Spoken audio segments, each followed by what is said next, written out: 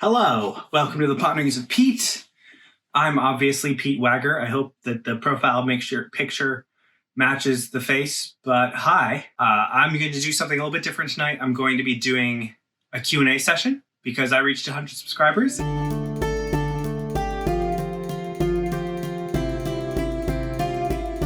One of the questions, I believe I have it labeled as question 7, from Lyra, who has her own booktube channel. She'll be linked down below. Thank you, Lyra. Or is it Lyra? Oof. Lies give me trouble. Anyways, how difficult is it to build and maintain the impressive yet vaguely terrifying book Tetris behind you? So I decided to take it down and rebuild it because I felt like it was time. So yeah, we'll talk about that as I move everything and we'll answer questions. This is the book Tetris. It's on top of my dresser in between two other bookshelves, which is great. Yeah, I rearrange it every once in a while. So I usually rearrange it roughly by fantasy, sci-fi. So right now, sci-fi is over here a little bit and some on the top. And then fantasy is more closer to the part where I film, which I film right here because of how my room is set up. Let's try to get through these questions real quick. Rima at Rima Reads. Everybody that asked a question has a booktube. I'll link down below, by the way. So if you want to go look them. If you were a donut, what kind of donut would you be? So I would be, my first thought was maple bacon because I do love my bacon. And maple bacon, depending on who makes it, can be really good or can be really weird, which is kind of me because I can be kind of good or kind of weird. Anyways, or I'd be some random weird flavor like sour apple that some homemade restaurant makes in the middle of nowhere that's super good but super weird. You're sensing a pattern here. Another one from Rima. What fictional character do you want to be buddies with? Oh, and this one was also repeated by Kate at Love Story. If you could have any character as your best friend for life, who would you choose? So who do you want to be buddies with? Who do I want to be best friends? So as with most of these favorite questions, I'm going to cheat and give several answers because favorites are not my thing. I tend to see different strengths and weaknesses here. So most of this also will be recency bias. So if I've read something more recent, it's more likely to pop up, aka Stormlight. Depending. So what do I have answers for here? We have Red Rising. So for Red Rising, I out of Red Rising, I picked Severo, who is the leader of the Howlers. If you haven't read Red Rising, you'll meet him eventually. He's super weird, super crazy. I think it'd be super fun to be best buddies with him. The next question out of that would be, would I join the Howlers? That's a solid maybe. I think if I lived in the world they did, I would join it because I'd be going crazy too. But that's a big ask because they do some crazy stuff. If you've read the books, you definitely know.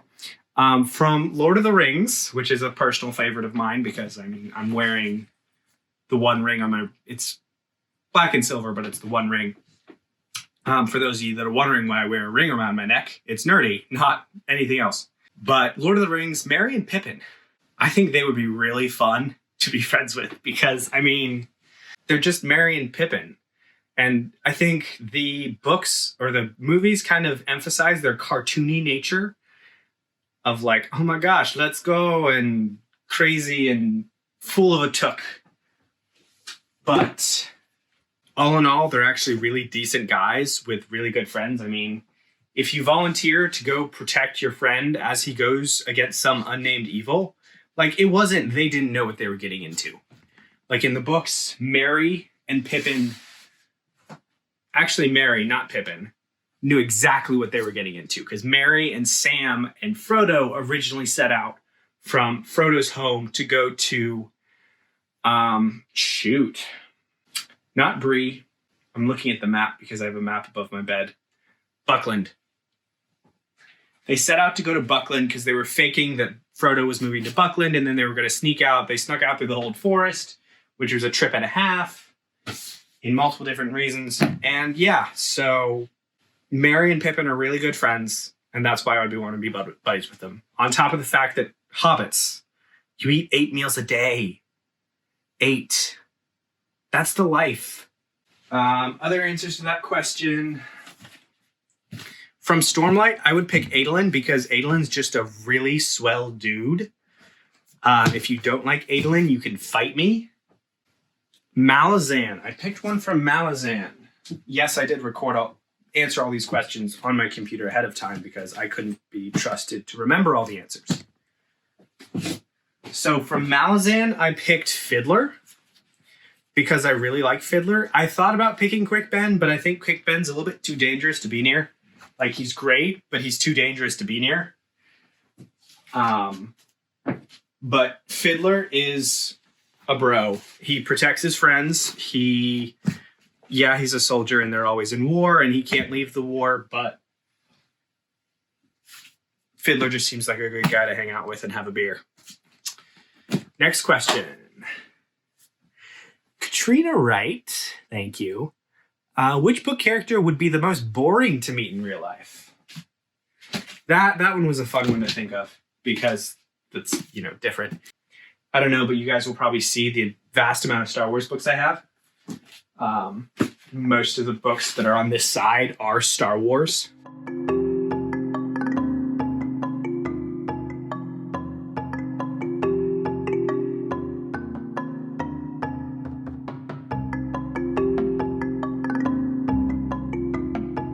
Such a pretty bird. In answer to the other question, we'll get back to that.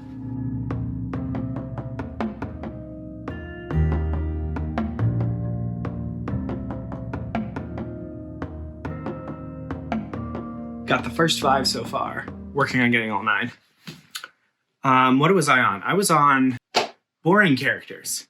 Stormlight, Taravangian. I like Taravangian as a character because he's very interesting. But I think if I were to meet the guy in real life, I would fall asleep. And it would depend on the day, for those of you that have read the books and know. But I think he'd be super boring to meet in real life.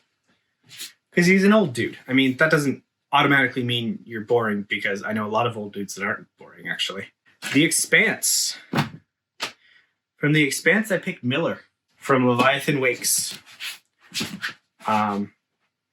If you know, you know. He's a bit of a depressing character. We're gonna work through these. What else? Malazan. I said there were too many choices because there's a lot of boring characters in Malazan. I mean, okay. I say that. I don't mean there's boring characters. I mean there's a lot of characters that would be a bore to meet in real life. Like, I'm addressing the question. I think there's a lot of people that are absolute bores. I think the specific people I picked are from Memories of Ice, the Ra'ath Council. They're in the city that starts with a C. I feel terrible. Capustan. They're the Mask Council of Capustan. They are a scheming, conniving political body of about 15 or 20 people. Literally, they ignore the fact that there's a siege coming and basically just try to do power plays. It's stupid. I say it's stupid, but it was a good story. It's just I thought they were stupid for doing what they did, not the actual story. Who else? Oh, another from Red Rising. Darrow Alaikos, the protagonist from Red Rising. He is a gripping character in his own right. But if you really think about it, you will agree that he is a one-minded man and really doesn't think about much else besides, whatever is on his mind about rebellion. And I think Severo definitely rounds him out a little bit, because Severo and Darrow are best friends. And Severo keeps his life interesting. Darrow is a bore. Currently, I'm trying to keep in order the New Jedi Order series, and I am failing because I accidentally put them out of order. Yay!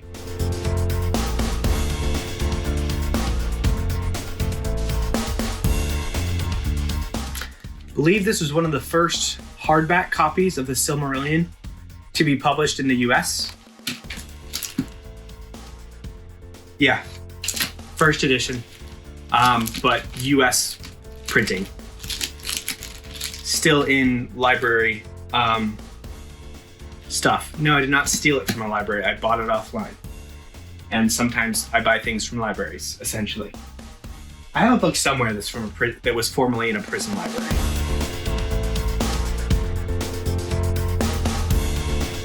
I don't know if that's actually a signature or not. That's definitely not the first printing. Thing out of 43. For those of you who don't know, I don't know if everybody knows this, but if you look at your page that has all the information that everybody ignores, you see this like line of numbers, and they're all delineated. This one has a bunch of double-digit numbers. Essentially, if there's a 1 in that line of numbers, it means it's a first edition. And what happens at the printers is they print everything in the book the exact same way, every printing, except that line of numbers, which they will change 1 digit on. So you have 44, 43, 46, 42, 40, 39, 38, 36. The next edition they printed after this, they would take out the 36 and probably put the 44 in. Let me find one of my Star Wars books first.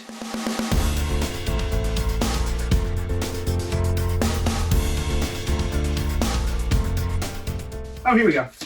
So this is the first edition of I, Jedi. It's a Star Wars book that's little known, honestly, because it's an edition. So you see how this has a 1, 2, 3, 4, 5, 6, 7, 8, 9, 10. That means it's first edition. Some of them will say first edition, but it's always best to double check the line of numbers, because I have come across books that say first edition, and then it has the numbers because the publisher forgot to change the numbers, essentially. What is your least favorite book to date? Let me tell you about what I do. I will buy, and then I'll get to the reason why I do what I do. So I will buy the first book in a series. For instance, Hyperion, I bought the first one. I've already read this and I need to start buying the next ones. Spell for Chameleon, I don't actually know what this is about. I picked it up in a thrift store. Darkness Forged in Fire by Chris Evans. And no, that's not Captain America. I checked. This is a flintlock fantasy. So let me know if you've heard of this. Jade City, Rage of Dragons. But what I do is I buy the first one. And if I like it, I'll buy the next ones. If I don't like it, I won't. The reason I do this is because of 2 series that I bought many of. The first is the Sword of Truth series. I found 7 or 8 of them in a thrift store, and I was like, oh, this is a series I want to read. I'm going to buy all 8. Now, it was cheap. It was 50 cents a book. It was not that bad of a, whatever. The other one is the Lightbringer series. And I bought the first 4. This is before book 5 came out, I believe. The last book. And I bought those books. And I read Sword of Truth. And I was really disappointed. I did not like it. It was derivative. The dialogue irritated me.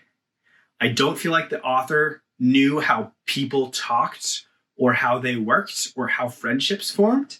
And there was some other things in the book that I was just like, wow, are you putting your own fantasies into fantasy? Yeah, there's a certain, if you know what the Mord Sith are, first of all, the name's derivative because Star Wars, Mord Sith, evil, black-robed entities. I mean, they're all women, but it was just disturbing. I was irritated by the fact that literally the solution to every problem was either coincidence or Richard was the exception to the rule. And that just irritated me. If you liked Sword of Truth, I'm sorry, but I didn't. Lightbringer was a decent story. I just got irritated by the female characters. One of the main female characters was, well, not just the female characters, but kind of the general horniness of the book, because there were a lot of characters that they couldn't stop thinking about attractiveness in a very basic and objectifying way.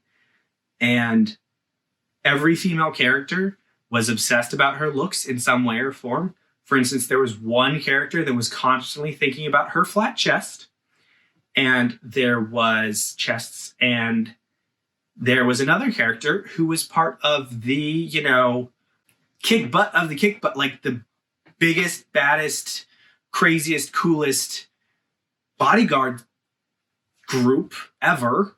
And the only thing she could think about was the fact that she had manly shoulders, even when she was on a life or death mission protecting the king of the nation. Like, seriously, it got old real fast. I'm sorry that you can't write a female character whose only trait is insecurity. That's probably the strongest I'll feel about anything. About books, in terms of negative emotion. Other than that, I'm fairly easygoing, I swear.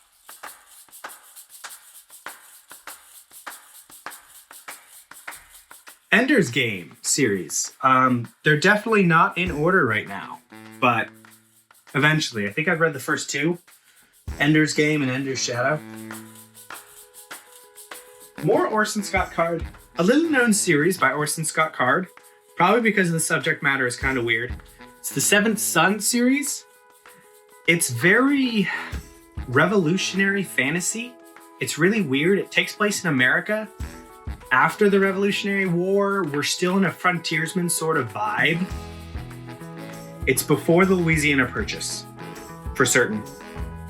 But there's definitely some alternate history because the United States only makes up, sort of the southern part of New England. New England is its own state. The Crown Colonies compromise everything from West Virginia down. Ohio Territory is its own state. So I remember it being interesting when I read it. Eventually I'm gonna reread it. So stay tuned. Copy number 2.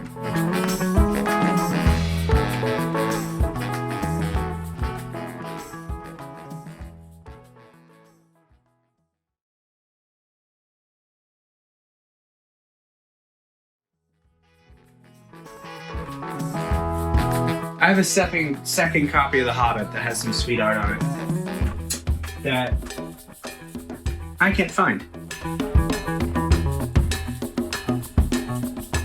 Here's another first that I have to read.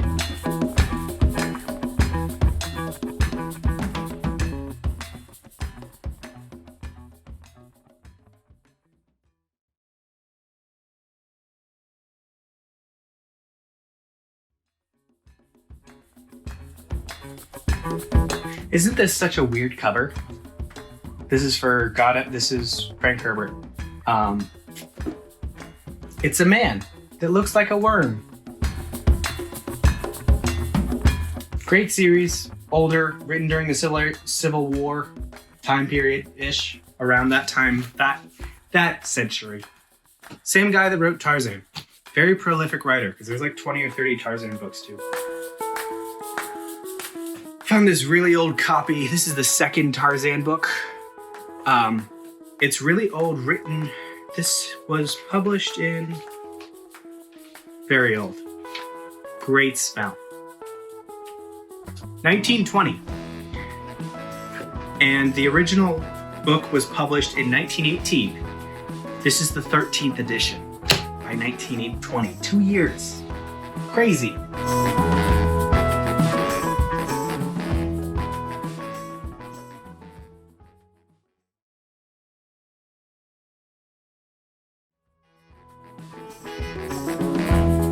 Ray Bradbury. Great author. Gonna read him eventually, more of him eventually. Favorite book by this author. Such a good book. Also, I apologize for the wiggling. I do not, because you were on a bed, you were watching me from on top of a bed, I can't do much about stability. So you want to see a parabola? This is my copy of Way of Kings. I got it used originally, but I definitely got it more beat up. Words of Radiance and Oathbringer aren't quite there yet, but They'll get there.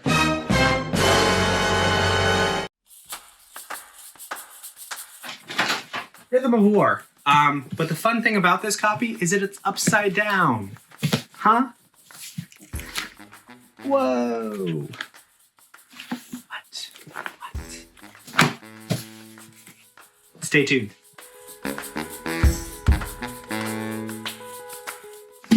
Rune of Kings. Although I need to take the sticker off of it. I need to get a hair dryer on it.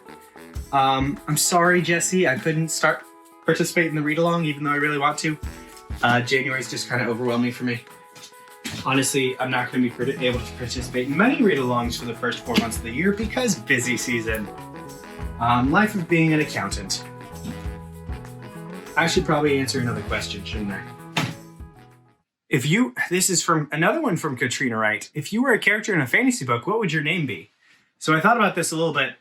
When I was little, I liked the name Roderick for some odd reason. I don't know why. It had something to do with a toy named Roderick, probably. Lately, the name Petrov came to mind for some odd reason. If I was a peasant, because that sounds like a peasant name. Another name that I'd be used to is Caesar. So as some of you know, my internet name contains Caesar. So I am used to people calling me Caesar. So I have a friend group that I used to hang out with online that just called me Caesar. So I'm used to it and it's a cool name. Another name that I thought would be cool would be Pendragon, because it just sounds cool. And you could mess with it, like just make it more archaic and add a K and an S. You can call myself Pendragonus. I don't know. Such a cool name. Can you tell I like titles as names? I think I've discovered that about myself, is I like titles as names in a weird way. Not in a weird way, but just like, it's weird because it's weird, it's different.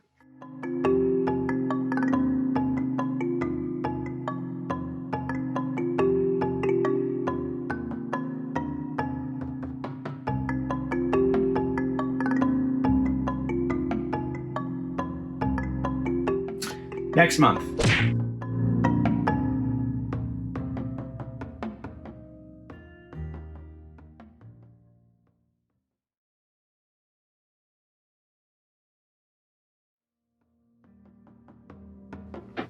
So, what am I drinking? I'm drinking oolong tea with a little bit of lemon in it, lemon juice, because tea is easier to make than coffee. I am a coffee person, but tea is easier to make than coffee.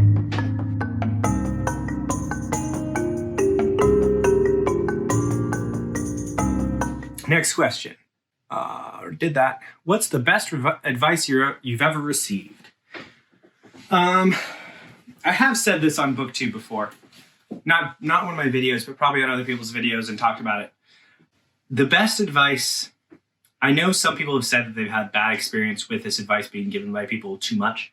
But essentially, it's take it slow. So the anachronism, I don't think that's the right term. As the saying goes, how do you eat an elephant? You take it one bite at a time. So essentially that means if you have a big problem, if you have a big issue, don't get overwhelmed. Take it in pieces, break it down, take it apart, and take it one step at a time. And I take that approach to a lot of things because it helps me not get overwhelmed a lot. Specifically with BookTube, my strategy has been I look at my videos and I see a massive imperfection. Like I see all these little things that aren't right. I see all these little things that I want to improve. The way I do that, to break it down, is with every video, I try to do one thing new, improved, or different. That way I'm not stressing and taking a crap ton of time to learn new things just for one video. I'm only learning one new thing per video, and it breaks it down quite nicely. Yeah, that's kind of the best piece of advice. Thank you, Johanna. That was a good question. Lyra, another question from Lyra. Lyra. I can't decide how to pronounce it, even though I've watched your videos before, I swear. What are your favorite books from childhood? That's sort of easy. Aragon, Christopher Paolini. You've probably seen them. Had these since they came out. I started reading around Aragon. I've already told this story, so I'm not going to repeat it. So go look at my BookTube newbie tag if you want to hear the story. But these are a definite yes.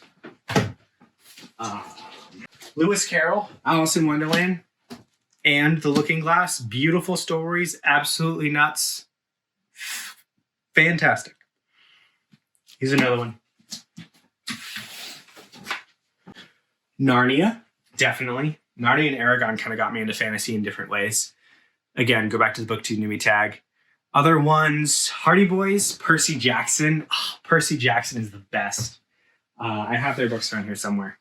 But Percy Jackson, I got into Greek mythology, and then I found Percy Jackson.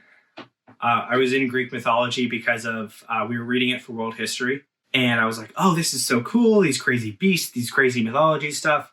So I do have, on my bookshelf downstairs, I have quite a few I have some of them up here behind some stuff, other books.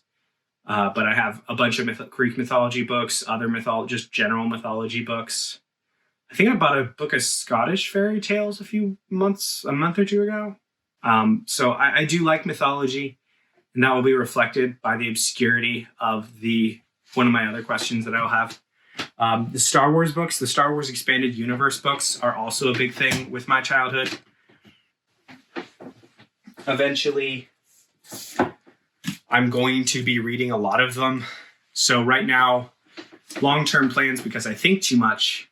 Right now, I'm planning on getting done with my second read-through of Malazan and my first read-through of Wheel of Time in March of 2022. After that, I'm going to do... The best name I've found is the Hob Along for Robin Hobb. I got these 3 books, Tawny Man Trilogy, for Christmas, which is great, but I'm not going to read them until 2022 when I do The Realm of the Elderlings for an entire read-along. I think that's probably going to take 16 months because there's 16 books in the Realm of the Elderlings series. So after that, I was thinking of doing a Zahn-along. That's a great term. Timothy Zahn is probably the best author to write for Star Wars. And he has a lot of books that he wrote for Star Wars. So I was thinking about doing a read-along that was just Zahn and lead that into like a year of Star Wars or something where I read at least 3 Star Wars books a month or something. But that isn't until 2022, 2023, etc. So I think too much. Next question. Last one from Lyra. If you could read only one genre for the rest of your life, what would it be? That's really easy. Fantasy. Because fantasy can literally be anything. You can have steampunk, frostpunk, cyberpunk fantasy. Yes, that's probably a thing. I pulled it out of my... Yep. You could have classical fantasy. You can have urban fantasy. You can have sword and sorcery fantasy. You can have anything in fantasy. You can have any theme in fantasy. Because fantasy literally you can have romance, you can have action, you can have thriller, you can have detective in fantasy. So yeah, fantasy. Stephanie and Miss Richard reads, this is going to be the obscure question. If you could be any magical creature, what would you be? So I thought about this because this one changes. Originally, when I was younger, I would have probably told you either dragon or Pegasus. Dragons because dragons. Pegasus because Pegasi are cool. I mean, read Percy Jackson. Have you met Blackjack? Blackjack is one of the coolest characters in the series. He's a Pegasus that's all black. He's cool. And he's sassy. Over time, that changed to the Chimera. And the reason for that is the Chimera is a very interesting creature because depending on which mythology you look at, it changes. A Chimera is essentially an amalgamation of a bunch of different creatures. The typical one is lion, goat, snake, scorpion. I could be getting that wrong. No. It's tail of a snake that has a snake's head, tail, lion, goat, and there's a third one. I think it might be the lion, goat, dragon, but that's weird. But basically, you can create a chimera out of anything. Thank you, Full Metal Alchemist Brotherhood, for that scarring memory. And what else? What? Oh, yeah. So I was thinking about that today. If I could be a magical creature, it would be a Raiju. Let me scoot over. Picture. So Raiju are essentially beings made of lightning. They are creatures made of lightning, formed out of thunderstorms. They're from Japanese mythology, by the way. They typically accompany Raiden. And there's some weird folklore about them eating kids' navels that I don't know. But they usually take the form of foxes, weasels, cats, I think. No. Foxes, weasels, wolves, hounds. You get the picture. But I think they're really cool because they're made of lightning and zap zap. That's really cool. And I might have a work in progress that involves them. 3-word summary would be Dwarven Indiana Jones. Thank you, Shelf Space, for actually getting me back into writing because I was thinking, what do I want to build this time? I want to build shelves. Decent shelves. Because I have all these little things. Like I have Dwight Schrute as the Scranton Strangler. Weird thing that didn't actually appear in the show. Frodo, because Frodo. I also have this sweet Boba Fett. Like I like the concept of having like a booktube that has this constantly changing background, but it constantly changes in subtle ways. Whether it's Boba has sunglasses one day and something flip-flops the next or something, or I don't know. That's just a concept I enjoy. I also have this quill that's really cool. It's a pen. It's actually a pen, but it's a quill, and this is actually decently heavy. Don't throw this at people, Pete, because that could actually hurt somebody. But it's a quill, and it's like brass or something. But I have a lot of cool random things. I find them cool. I also have lightsabers.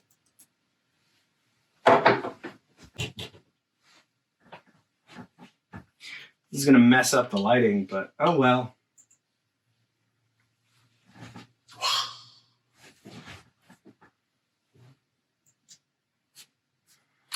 What was next? One genre, magical creature. Kate at Love Story. If you were stranded on an island and could have only one book with you, what book would you bring? This is a tough one because favorite book. Because it specifically says one, I'm not going to cheat on this one. I'm going to sort of cheat, not really cheat. I'm going to say a book of short stories. I don't know what book of short stories because I can't make up my mind, but short stories have variety. So I thought that would be cool and satisfy my lack of I hate making favorite choices. Let's put Eye of the World over here. And let's bring it forward and see how that looks on camera.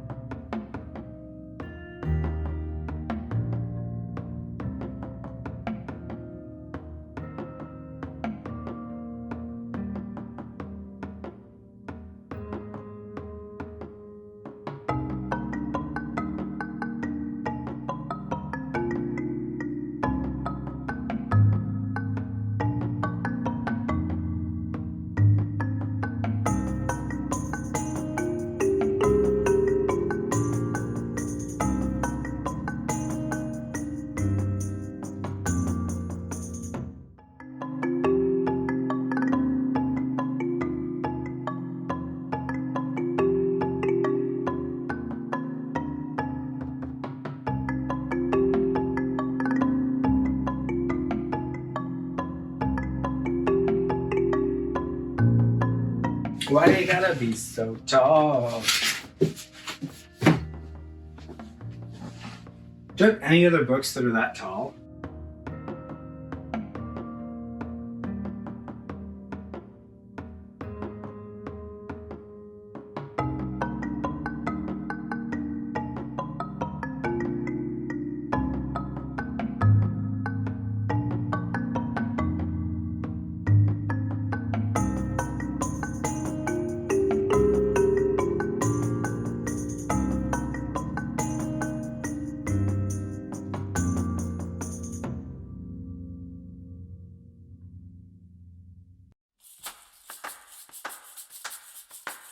You sort of fit there.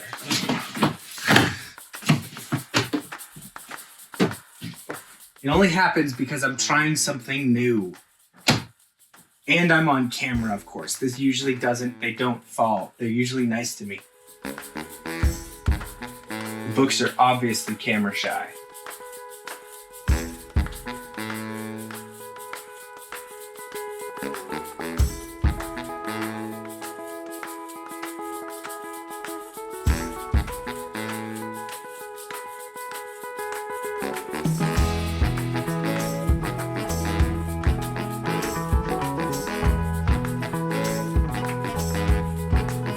At this point, let's start putting some sci-fi books there. Where's Orson Scott Card? Orson!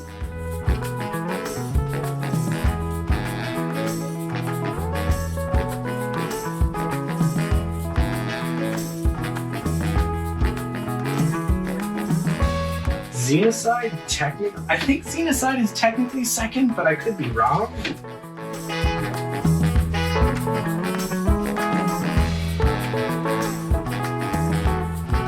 Speak for the Dead is second. Okay, I was wrong.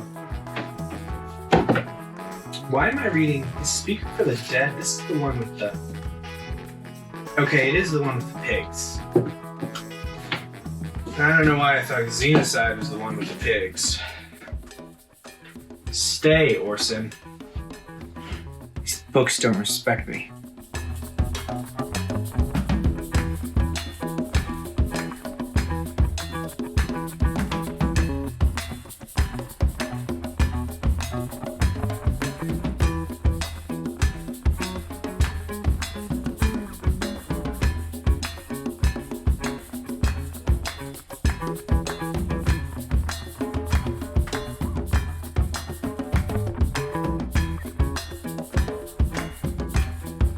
Gosh, can't find anything in this mess. Yes, I'm saying that ironically.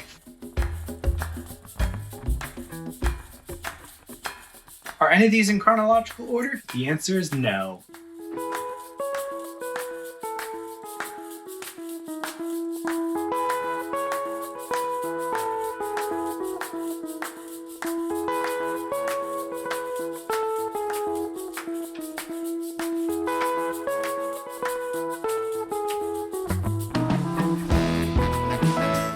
So as you probably guessed by the title of this video, I'm going to be splitting this into two parts because I took way too long with this video. And yeah, this was a crazy to edit. So thanks for coming to this one. I hope to see you at the next one, the part 2. And yeah, if you like this video, go ahead and hit the like button. Go ahead and subscribe if you want to see more. I try to post videos weekly right now because of how my crazy work schedule is. So yeah, thanks for coming. Have a good night.